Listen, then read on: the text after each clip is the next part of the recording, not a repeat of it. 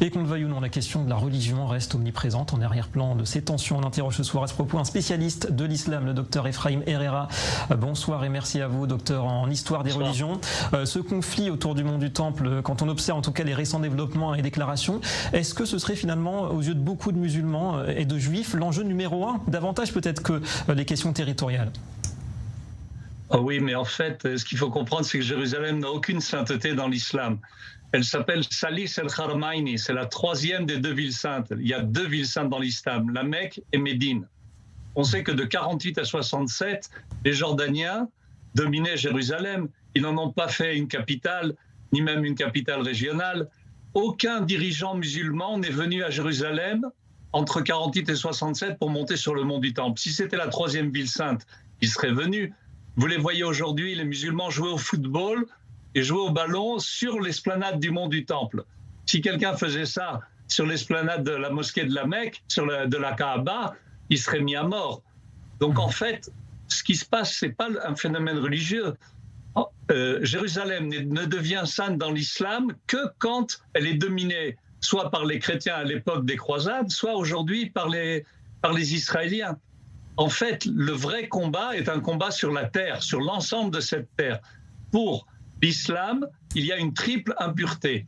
Israël est une terre d'islam et donc elle ne doit pas être dominée politiquement par personne d'autre. Les juifs doivent être des dhimmis, des soumis aux musulmans, et les juifs dominent des musulmans puisqu'il y a des arabes israéliens musulmans qui sont sous la loi du gouvernement israélien. Donc cette triple impureté doit être extirpée.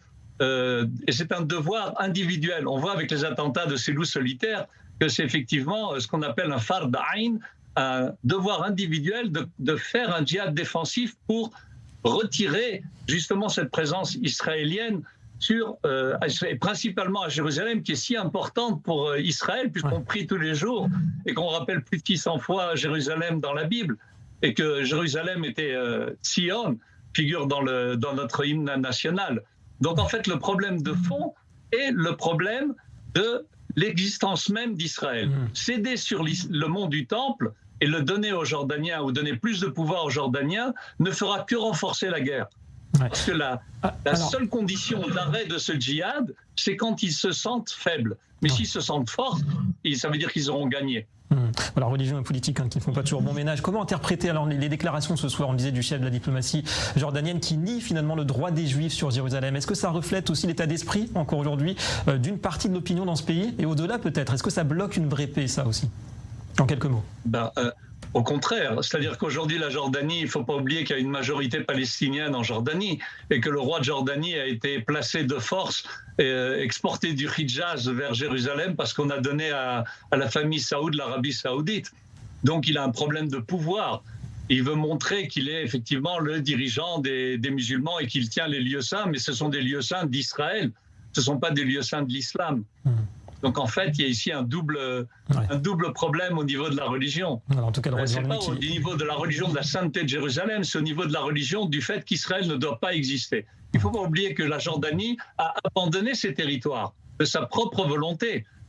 Voilà, Abdallah II qui doit justement parler du mont du Temple avec Joe Biden cette semaine un peu plus tard. Donc merci beaucoup à vous, docteur Ephraim Herera, d'avoir répondu en direct ce soir à nos questions. Et à 20h